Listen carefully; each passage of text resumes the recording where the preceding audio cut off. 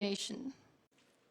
There are some people in the world who fight an unseen battle within themselves 24/7 with a big smile on their face. They never cry, they never crip, they never whine. I call such people warriors because these people know the art of living life, and they're way better than those people who just exist in the world. 6.5 years back, I met a car accident. I was traveling from Balochistan to my hometown, Rahimia Khan. The driver slept, and the car fell in the ditch. As a result of that incident, I sustained multiple injuries. The list is a bit long, don't get scared. Radius ulna of right arm were fractured. Shoulder bone and collarbone were fractured. Lungs and liver were badly injured. The whole rib cage was fractured. But the injury that changed my life and my personality completely was the spinal cord injury. 3 vertebrae of my backbone were completely crushed. It took us an hour or so to find an ambulance in Balochistan. All the effort went in vain because we couldn't find an ambulance. So I was thrown in the back of a Potohar Jeep, and I was rushed to the nearby hospital. In that Jeep, I realized that half of the body was fractured and half was paralyzed. We were rushed to the nearby hospital. There we came to know there was no first aid. I was kicked out. Then I went to another hospital in my hometown where doctors said, "Take her away, we cannot operate her." And I was like, "Why?"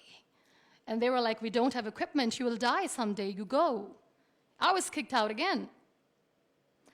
But I finally ended up in a comparatively better hospital in Karachi. Luckily, I wasn't kicked out. Probably that's why I'm alive. So I stayed in that hospital for 2.5 months. I underwent 3 major, 2 minor surgeries. The doctors have put a lot of metal in my arm, a lot of metal in my backbone. So I feel more like an iron lady now. But those 2.5 months that I spent in the hospital were dreadful. I was in severe pain, both physically and psychologically. Many people left. Very close ones. The ones who were supposed to stay with me were the ones who left me when I needed them the most. I was devastated. Life was completely pointless, aimless, colorless. I was tired of wearing the white scrubs, looking at the white walls, doing nothing, sitting idle. I really didn't want to live.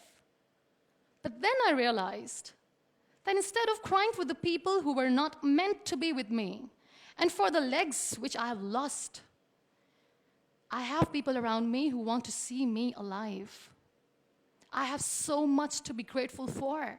So let's stop cribbing, stop whining, because it's pointless. The best decision that I took in my entire life was the painting that I made in the hospital with a deformed hand.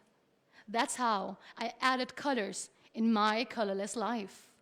That's how this adversity helped me in exploring an artist in me.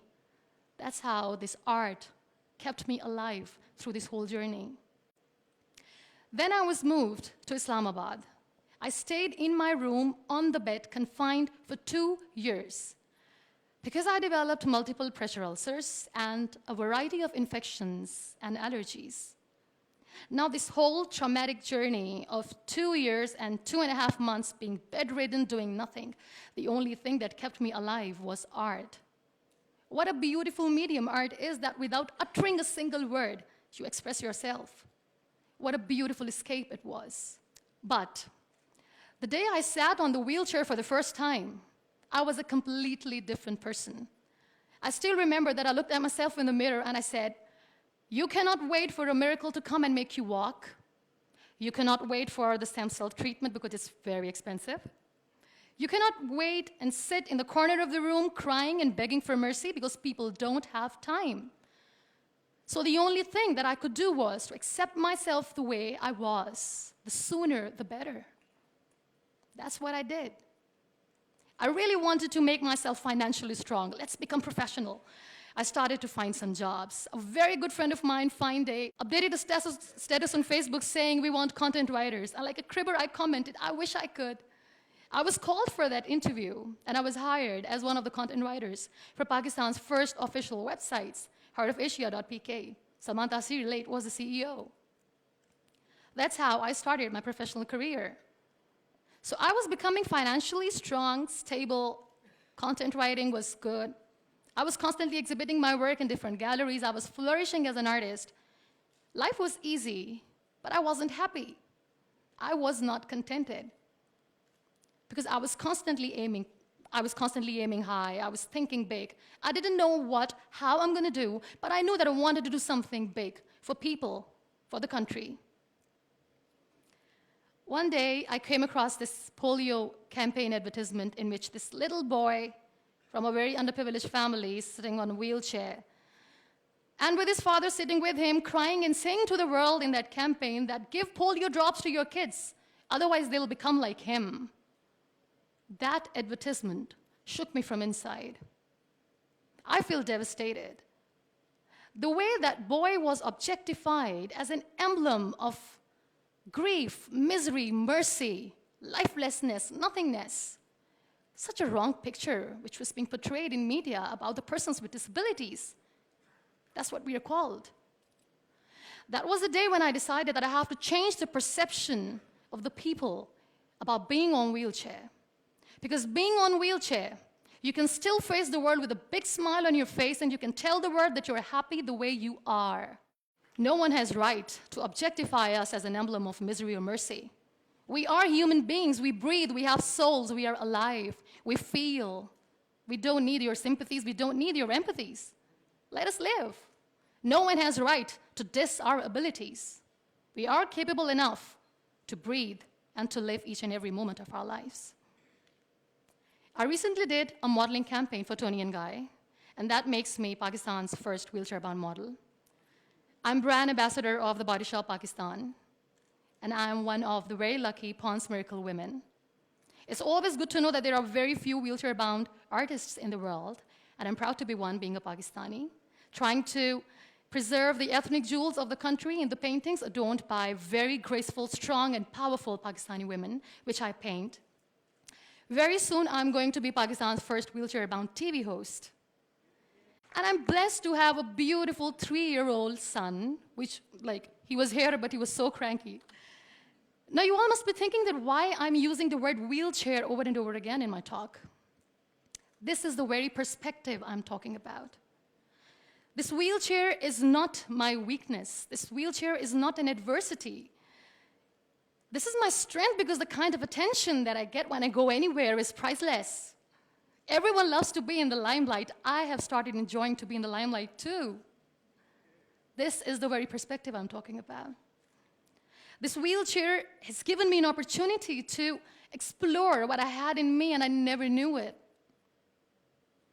I feel really sorry for some people who play this blame game. They say they feel caged. They cannot perform well, they cannot excel because system is not allowing them to do. The government, Pakistan, the whole world, society, economy is not letting them grow as a person. They're not excelling in their careers. They say they're caged. I feel sorry. I can undoubtedly say that I'm caged because when I get up in the morning, I'm unable to sit on my own. I'm unable to shift from the bed to the wheelchair, from the wheelchair to the car, from the car to the wheelchair. I need an assistant 24/7 to do little things in life. Let's make it more simple. When I feel thirsty at midnight, and when I forget, which I always do, when I forget to keep my water bottle on my nightstand, and when I don't see anyone around to help me, I stay thirsty for the whole night because I'm unable to get a glass of water for myself.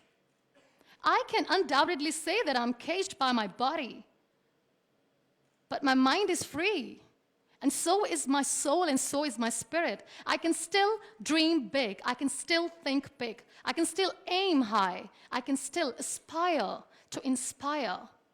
Nothing should stop me. This wheelchair should not be the reason or an excuse of not doing anything in life.